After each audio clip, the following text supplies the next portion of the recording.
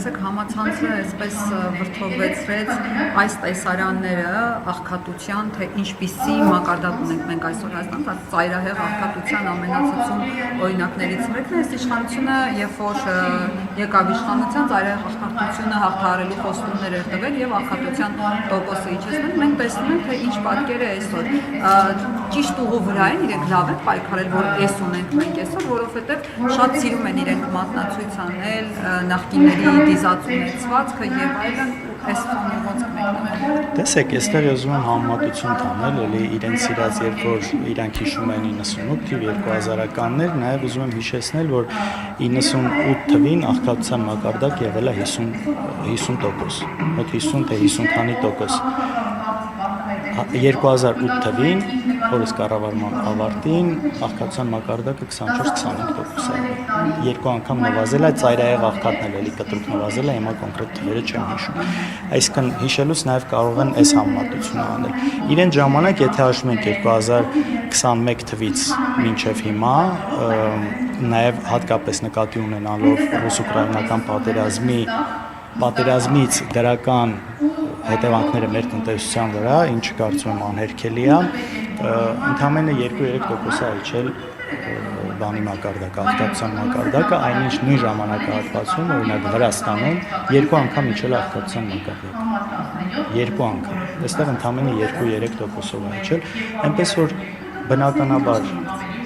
բավարար չէ սա նվազած աշխատանքը եւ այս տարիների այդ օգուտը, որը մենք այսպես կարելի ասել օդից ունեցանք, ռուս-ուկրաինական պատերազմի հետևանքով այն տնտեսական օգուտը, որը մեր երկիրը ունեցավ, կարծում եմ արդյունավետ չի օգտագործվել ու նաև հաշվի առեք, որ 8 տարիների ընթացքում $8 միլիարդ վարձ ավելացել։ $8 միլիարդ։ Պարոն Քոչարյան, քանի որ նույնը ԿՊ-ի падգամավորներին հարցրել եք, Մանարեկը հուշում է, որ ձեզ էլ այդ առաջարկը անեմ, ձեր պարգևավճարներից, այսինքն չէ, ոչ թե կաշկանդված, այլ ես գիտեմ, որ իրենց պարգևավճարը ինչ են անում, հիմա կստացվի, որ չգիտեմ, բայց ամեն դեպքում հարցնեմ, ձեր պարգևավճարներից կամ աշխատավարձից թեկուզ պատրաստ եք վճարել, որ այս մարդիկ դուրս գան այս ծայրահեղ աղքատությունից։ Միանշանակ ու իսկապես շատ բան է այս առումով արվում, որի մասին չեմ խոսում, ես օրինակ երբեք բարեգործությունից չեմ խոսում ու նաև ում էլ որ օգնում եմ, խնդրում եմ, որ դրա մասին չբարձրաձայնեն, որովհետև իսկապես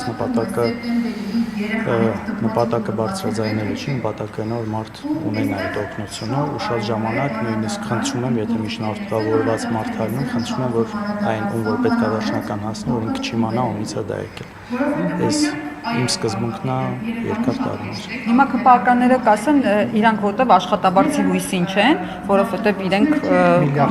միլիարդատերեր են, հա, եւ իրենց կարող են նման բան թույլ տալ, իսկ մենք չոր աշխատավարձով ապրող համեստ եւ ազնվագույն մարդիկ ենք։ Գիտեք, ես ոչ մեկին չեմ ասում դուք ձեր պարգևավճարների հետ էս արեք, այն արեք, հա, ընդհանուր սկզբունքն է մեր խնդիր պարգևավճարների մասով, որ դու ինչ արդյունք ես ցույց տվել ու ինչի համար ես ստանում պարգևավճար, այսինքն պարգևավճարը ինքն իրանով կարող է լինել նորմալ, բայց ինչի դիմաց էլի, եթե դու դրսից $8 միլիարդ պարտք ես բերել, դրա արդյունքը մեծ հաշվով ուղղակի համեմատելի չի այդ բերած փողին համարժեք չի այն արդյունքը, որը իրանք տվել են, դրա համար չենք հասկանում ինչի համար ընդհանրապես պարգևավճարները այս կոնտեքստում թե չէ իրանք ինչ են անում իրանք ստացած աշխատավարձով ու մնացածով իրանք գործն է երբեք չեմ հարցել։ Իսկ մի բան հարցնեմ, ձեր քաղաքական ուժը, այն որ ԿՊ-ն շտապում է, որ արագ ավարտի այս ամեն ինչը եւ կառավարության կառուցվածքը քննարկի վարչապետը գա, դուք ինչի եք շտապում։ Թող նորմալ մարմանդ ոնց որ ասում են կրակի վրա եւ ֆիղոզակցություն է։ Ինչի համար եք ուզում անպայման շուտ ավարտվի այս ամեն ինչը։ Գիտեք, նախաձեռնությունը մերը չէր, նախաձեռնությունը մերը չի եղել արագացնելու process-ը, բայց անկեղծ չգիտեմ, իմ մոտ ճիշտն ասած տպավորությունն էր, որ այն ամեն ինչը ինչ այստեղ կատարվում է, մեր ժողովրդին հոգնածում է։ Չգիտեմ, դուք կիսում եք դա թե չէ, միգուցե նաև մեր ժողովրդին խղճալով է, որ մենք մեր աչքի առաջ մենք համաձայնվել ենք այս process-ը արագացնելու համար։ Հա, դրանից է։ Թե չէ նախաձեռնողը մենք չենք եղել, ուղղակի մենք էլ դեմ չէինք։ զուտ այս նկատառում է։ Եվ ամեն անգամ չեմ հոգնի ստել հարցը։ Էլի այս process-ները արագացնելը կարծես թե ստացվում է ձեզ, բայց ընդհանրապես չի ստացվում իշխանապողություն իրականացնել եւ Իշխան Սաղաթելյանը խոսել էր սահմանադրության փոփոխության վերաբերյալ ոչի ճակատ ստեղծելու մասին, այդ աշխատանքները ինչ փուլում են։ Ի վերջո ընդդիմադիրների հավաքը, հանդիպումները ինչու չի ստացվում։ Նախապես հայտարարված օրինակ Սամվել Կարապետյան, Ռոբերտ Քոչարյան ընդդիմության առաջնորդները պետք է հանդիպեն իրար։ Այդպեսի բան չի հայտարարվել, որ պիտի հանդիպեն, այլ հայտարարվել է, որ եթե լինի այդ հանդիպման կարիքը, այստեղ խնդիր չի լինելու, բայց մենք մեր ընդդիմադիր գործընկերների հետ նորմալ շփում ունենք, եթե ինչ-որ հարց պետք կա լինի, քննարկում ենք, այստեղ ընդհանրապես որևէ խնդիր չկա։ Իսկապես